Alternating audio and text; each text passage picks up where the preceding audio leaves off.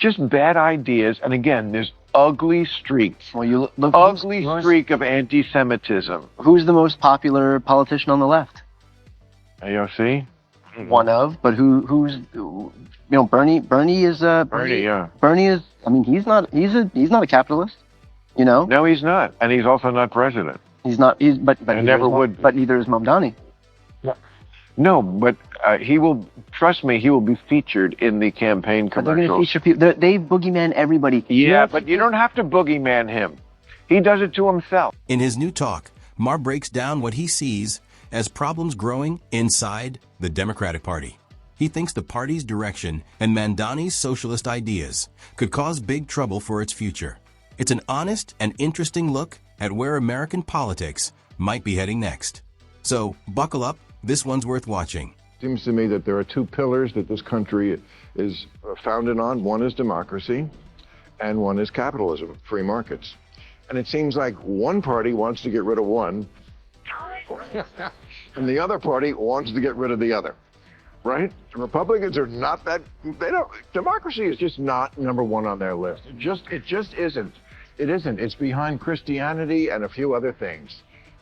And the Democrats, I mean, I read these 74% are for democratic socialism. Only 16% favor capitalism. Is this going to be a country that I don't recognize in 5 to 10 years if we don't have these two pillars? Okay, let's make one thing clear. It's not that Republicans hate democracy. They just think it should be fair. For years, they've watched as left-leaning news channels, and their loyal fans kept attacking them, especially former President Donald Trump. From unproven reports to flashy headlines, the goal always looked the same: make the Republican Party look bad to everyone. These constant attacks have made people lose trust in the news and caused even more political fighting than SO. Here's the real question. If fake stories have done so much damage, isn't it fair to make those responsible pay for it?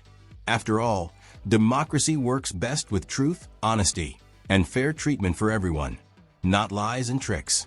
Where are the Democrats going with this? If Mamdani is the face of the Democrats on the East Coast and Katie Porter is the face on the West Coast, I don't know if that's great politically for that party. Bill Maher is asking some real and important questions here. Both Zohran Mamdani and Katie Porter are rising politicians, and their ideas have caused strong debates about the country's direction. Mamdani calls himself a democratic socialist. He supports things like rent freezes, government-owned grocery stores, free public transport, and higher taxes on big companies and rich people. Some think his ideas sound nice, but they depend too much on government control. Katie Porter, on the other hand, says that transgender men should be allowed to play in women's sports. She says it's about inclusion and fairness. Both politicians talk about fairness and progress, but behind their nice words, things are more complicated.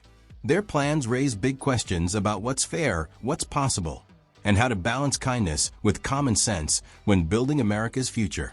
New York is New York. It's definitely the media capital, the financial capital. It is a bellwether like no other city is in this country. So don't tell me that who the mayor of New York is doesn't matter. Let me play devil's advocate for a second. Do you think, let's say, on the seize the means of production, do you think the mayor, that one person, if he is a democratic socialist, do you think that he would have power and influence to be able to, usher in socialism? He definitely has the power and influence to elect J.D. Vance, whoever is the Republican candidate next time. It is a walking commercial for the Republican Party. I think the Republicans are going to... When you let the Democrats, socialists, and now they're actually calling themselves socialists, when you let them take over a major American city, this is what you get. State-run grocery stores, which worked so well in Cuba and the Soviet Union and Venezuela. Did you hear what Maher said at the start? He said if Zohran Mamdani ever became president, it would almost hand the White House to J.D. Vance or whoever the Republicans pick. And honestly, he might be right. Many voters know that going too close to socialism can have real-world problems, and they don't want to take that chance. Politics in America changes fast. When one side goes too far left, the other side gets stronger. That Maher's point is simple but smart.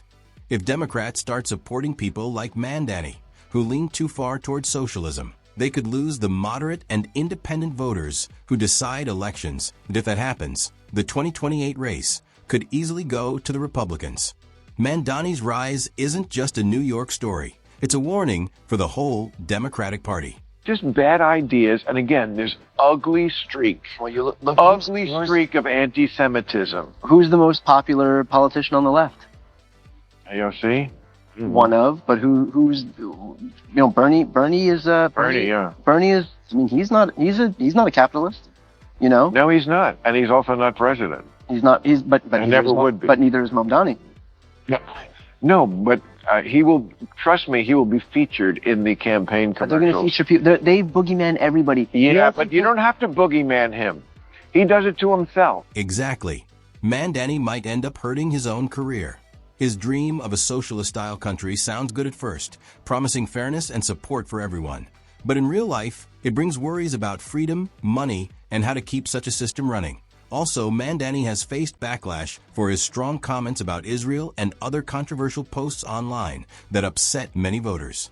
These comments might please a small group of fans, but they push away a lot more people who see them as too extreme. That in politics, how people see you matters a lot. And Mandani's words often make him look more radical than he might be.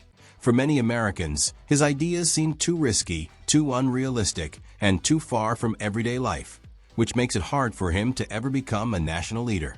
But they'll do it regardless. Nancy Pelosi, Hillary Clinton, Gavin Newsom. Yeah, but they make. I know, anybody but it has. I think it was. Just have more weight when it's real. I mean, when you can really. Here's something funny.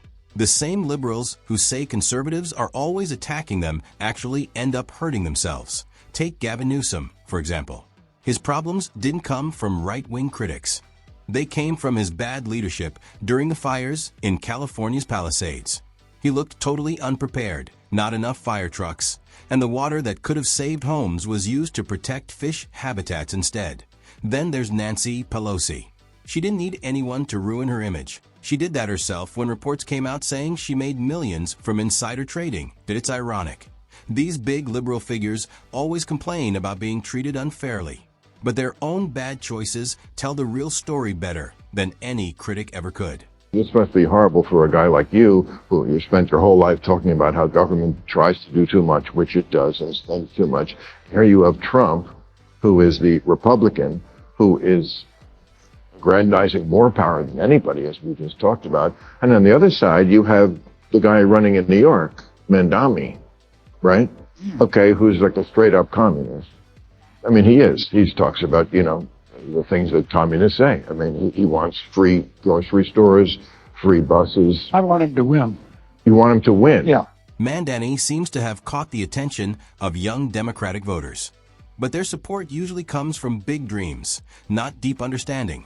Many of them have never lived through or studied what really happened under communism.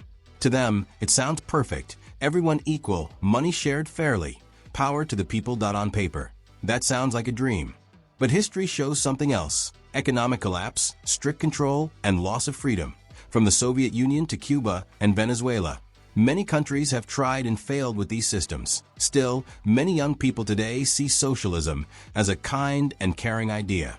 What they don't see is that behind all those promises often comes censorship, control, and the destruction of personal goals, the exact things democracy protects. Every 20 years or so. Wait. Every 20 years or so, we need a conspicuous, confined experiment with socialism so we can crack it up again. Socialist slogan used to be, workers of the world unite, you have nothing to lose but your chains. The new socialist slogan is, trust us, this time it won't be a mess. Exactly. History has already shown that socialism fails way more often than it works. Still, many young Democrats think they can make it succeed this time. But we don't need to repeat old mistakes to learn from them. The proof is already there: decades of economic pain and social collapse in countries that tried socialism. The pattern is always the same: big promises of fairness and equality that end up turning into shortages, censorship, and loss of freedom. Instead of repeating those mistakes, we should study them and understand that capitalism, though not perfect, still gives people choices, innovation, and a chance to move up in life. Those are things socialism keeps taking away. So, yeah, when post-war Labour government in Britain was about to get started, One of their leading lights was a socialist named Nurian Bevan. He said, what could go wrong? He said, we have a nation bedded on coal, surrounded by fish. It would take an organizational genius to have a shortage of either. In 3 years, they had a shortage of both. That's socialism. So, you see, Maher's totally right.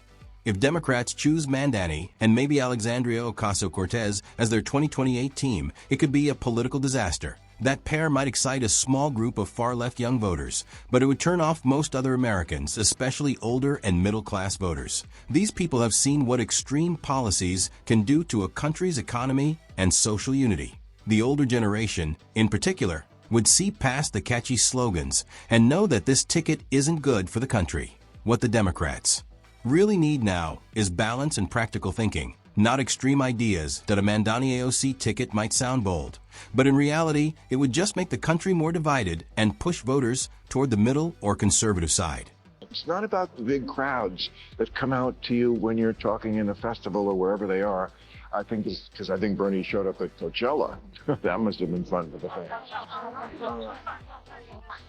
It's who shows up on election day. And I just don't see that's the ticket. I mean, Cory Booker, I know you've worked with him. I like Cory a lot from my home state of New Jersey. Made a speech for 25 hours. Again, just whacking each other off. This is just not what's going to get the job done. Right now, what Democrats truly need is a leader who's down to earth and understands the real struggles of normal people. The party has spent too long arguing about identity politics and abstract ideas, while voters worry about real problems: rising prices, job security, and paying bills. People aren't waking up thinking about political debates. They're thinking about rent, groceries, and taking care of their families to TO win back trust. Democrats have to step out of their own bubble and start listening to everyone, not just those who already agree with them. They need a leader who can mix big dreams with practical solutions. Someone who connects with people emotionally and financially. And that's the end of today's video. If you liked it, hit the like button and subscribe for more videos like this. Thanks for watching. See you next time.